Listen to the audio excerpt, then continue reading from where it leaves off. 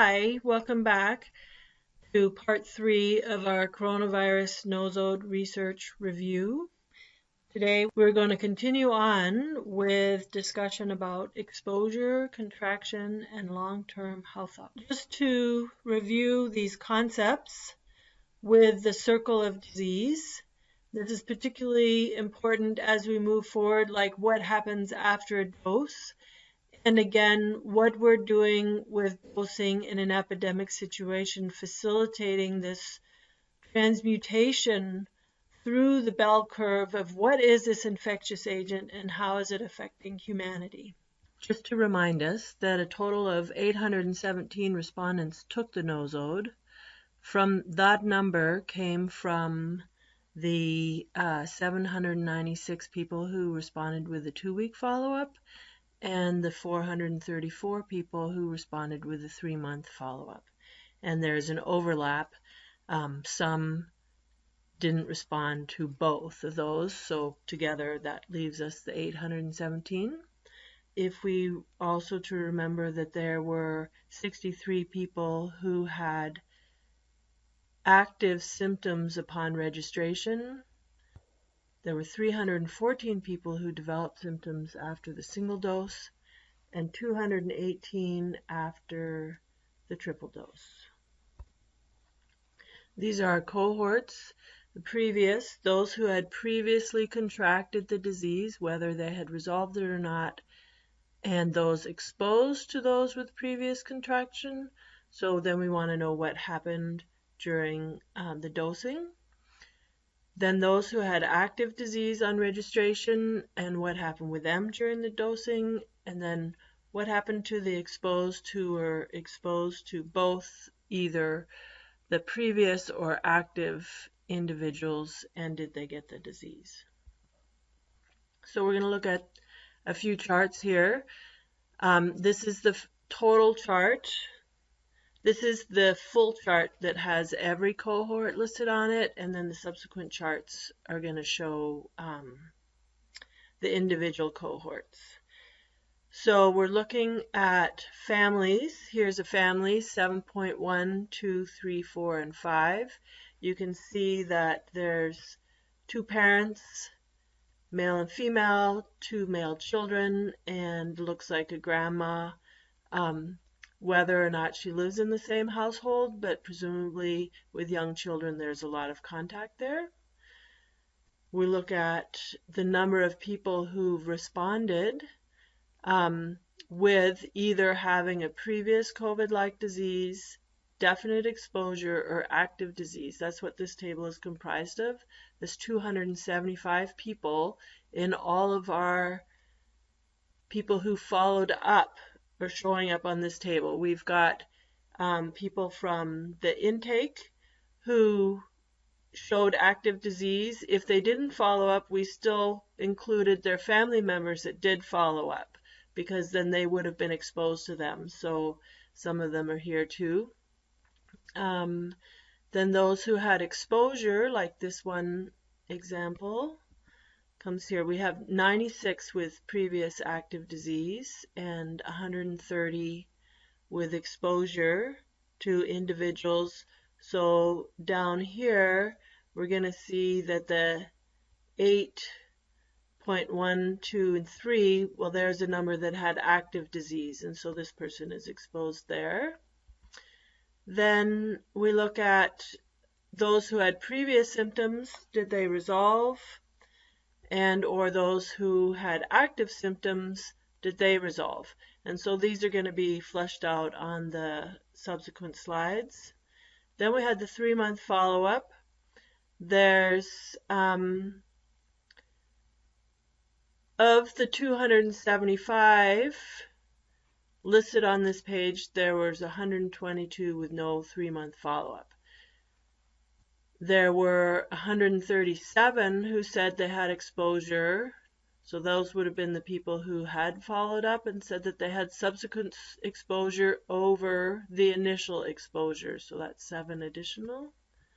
And then we looked at testing.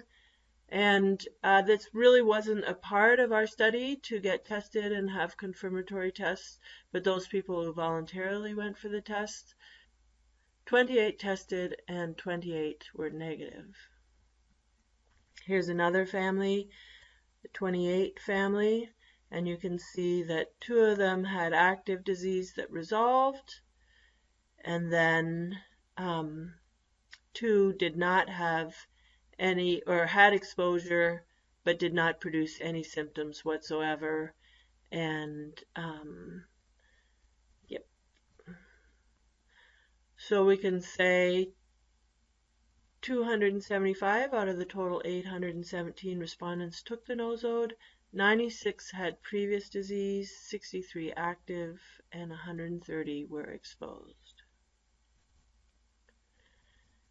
Of these who submitted the 3-month follow-up, 3 reported COVID-like disease. But on further investigation, all 3 of these people had active disease, and you're going to see that in the active disease slide. All 3 of these people also took tests, but they tested negative. So what exactly is happening there, we're not sure. All right, so this is the table of those individuals who had previous disease, and then did they resolve, or if not, what happened through the duration of the program. So this is 26.2, and they showed that they did not resolve the disease, and still they had active symptoms upon registration. And then they also took the nosode, which then led to more symptoms, and it could have been as much as a fever. We saw all those fevers spike. Could have been either symptoms went away. So this is a positive or negative tally. It's any change in symptoms as well. And then did they fully resolve is going to be tallied here.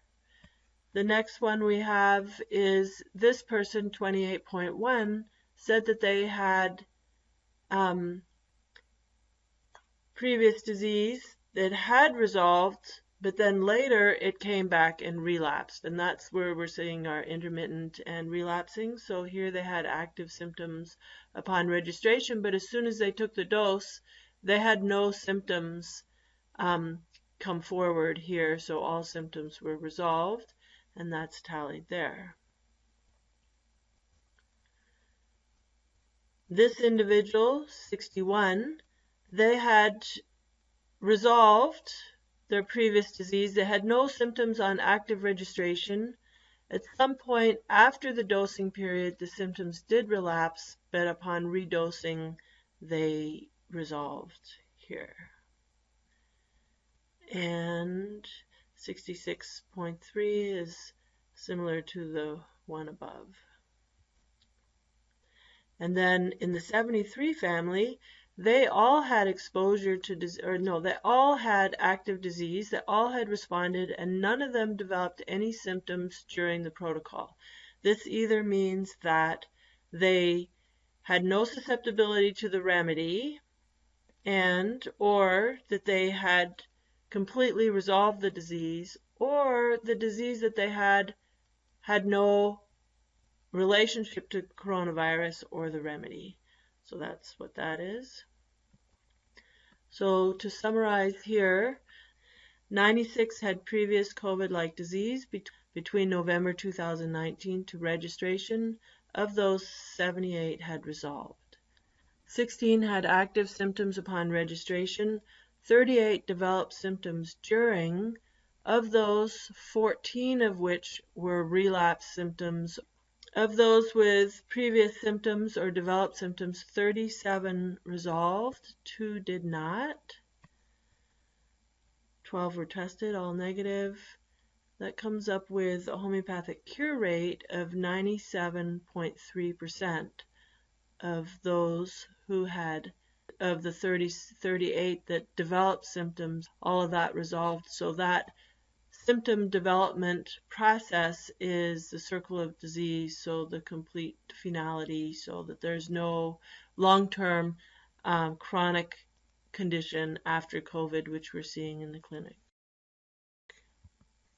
This is one person, her process through Symptoms there for weeks prior to taking the nosode. Within a few minutes of taking the nosode, experienced several new transitory symptoms that occurred one after the other and lasted for a few minutes to a few hours. Pain across the back, shoulders, headache, shortness of breath, pain in the upper back, upper arms, and chest pain. The second dose of the nosode immediately caused a vibration in the left ear when talking or hearing loud noises. This lasted a few days.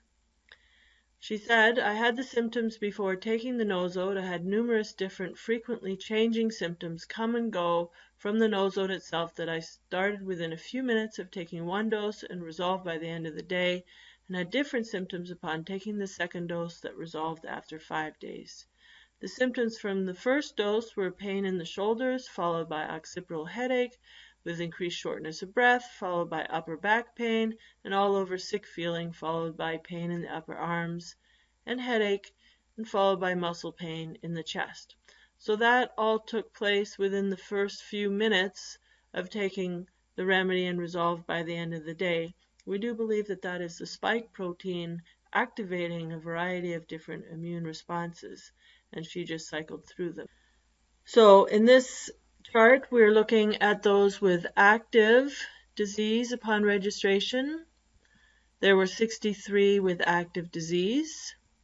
40 developed some symptoms or resolved symptoms within 1 or 2 days or some amount of time after taking the remedies. There were a number here, again, this 28.1 we can see, and 22.6 and 26.2 we can see that they are right here. And then we looked at those with active symptoms that resolved. That's 46.5 in this column. So here we have a summary. 63 registrants had active symptoms, of which 16 had previous disease. 13.5 of previous unresolved symptoms resolved after dosing. And 40 of those with active symptoms developed symptoms during the course. We saw that. And 46.5 of those with active symptoms resolved. 1 did not. So that leaves us a total of 60, that's 13.5 and 46.5, with active or previously unresolved symptoms resolved with the remedy. 2 of those had no follow-up, so we have here.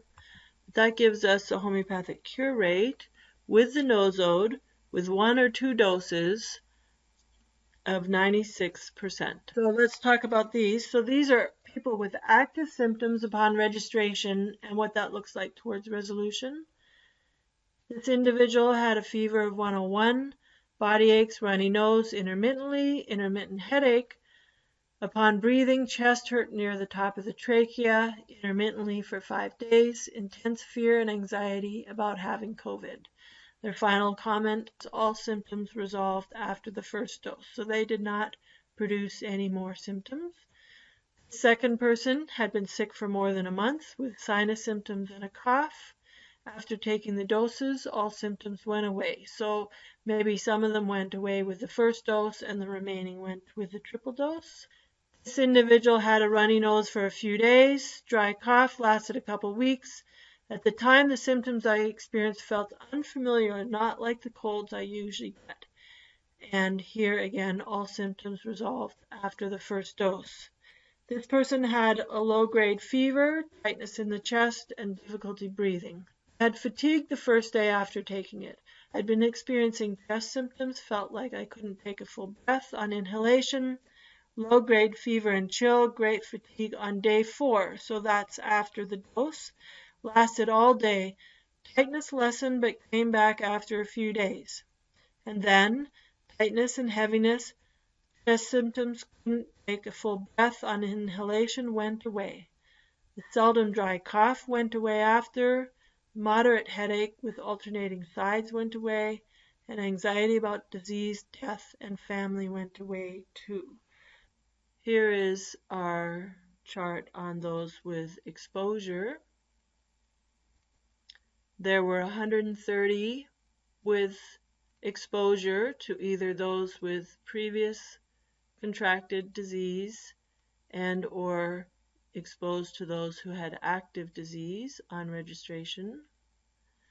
The exposure was before registration, so some of them were exposed to those people who were sick and had active symptoms before registration. Correct. 57 of those with exposed developed immune systems in response to the remedy. 70 had no symptoms whatsoever. And of those who had developed some symptoms after taking the remedy, and those could be just as little as a little cough or a headache or a slight flush feeling, or more intense as a person cycles through the different spikes. 56.25 of those resolved. And here we are seeing that 8 were tested and 8 tested negative. And of those exposed, there were 56 who did not give a follow-up, but 0 reported active disease post-exposure. So there was a 97.8% resolution rate of those who developed symptoms. All were negative. Of the 130 with definite exposure, 56 did not respond, 74 did not get the disease. Of the 434 3-month respondents, 0 contracted the disease. Follow-up was open till October 2020. The efficacy of homeoprophylaxis is 100% with those with definite exposure who responded.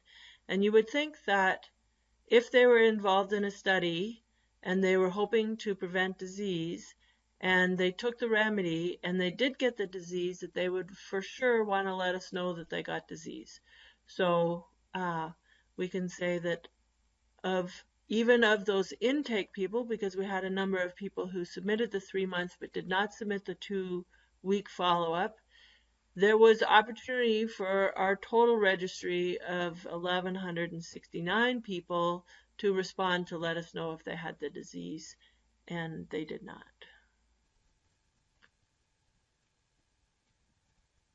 Here is one individual, and I'll let you read through this.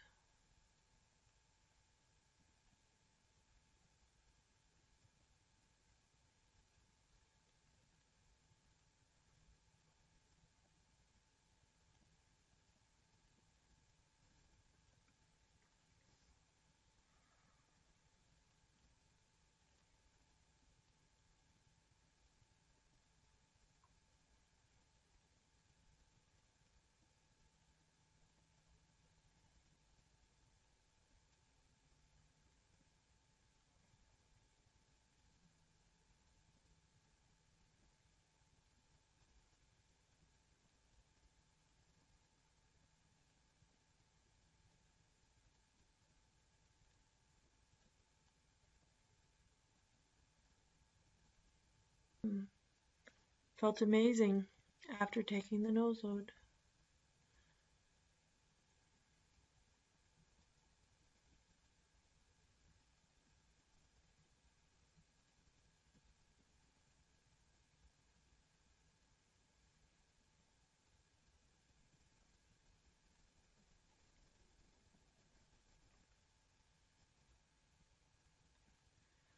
So from the 3-month follow-up, we have more slides just to look at the overall wellness.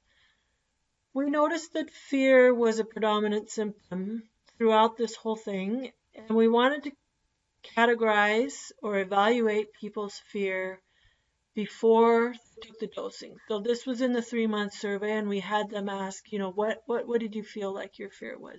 They had fear, some fear but coping, neutral feeling, had a well feeling, or they felt invincible. So during the dosing period, that's the first and second doses, what did they notice? And we can see here that a number of people who had some fear were coping, had moved towards the neutral feeling. Same with those who had a lot of fear or they developed fear. There weren't that many who developed more fear during the dosing, right? And then well feeling stayed the same, and invincible just increased a little bit. And then after the dosing, so after those 3 months, what was their general state of being? And there were just very few that were still fearful.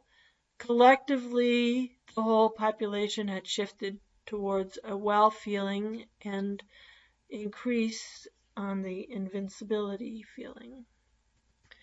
We also wanted to look at how people felt that their immune system was. Remember how many people who had these intermittent symptoms that were relapsing.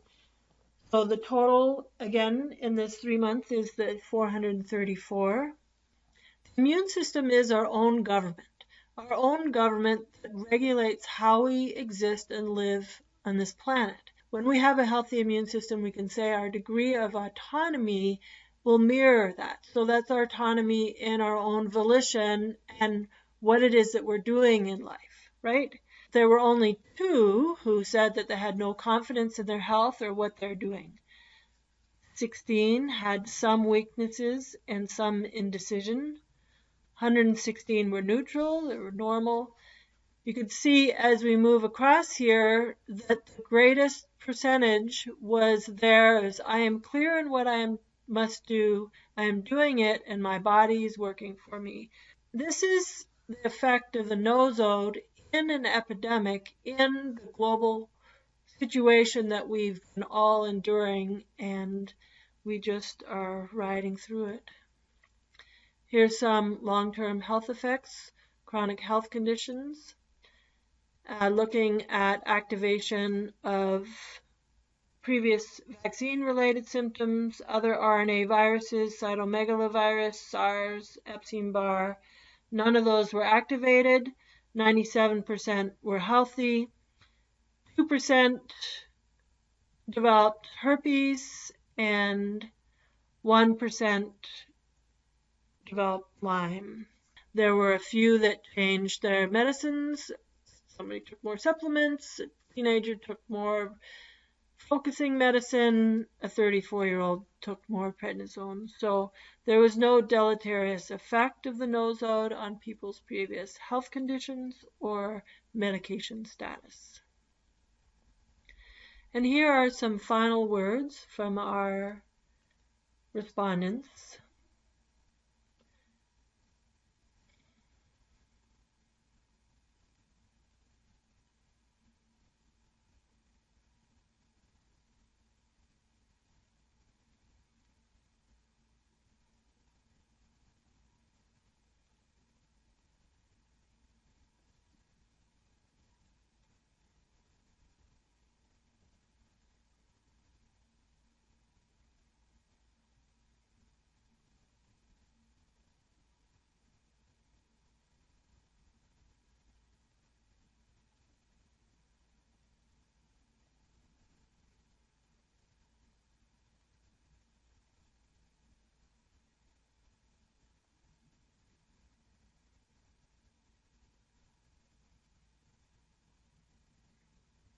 There were a few people who had some chronic conditions prior, 3 or 4, I know, some lung, some inflammatory, that those were the ones that didn't resolve.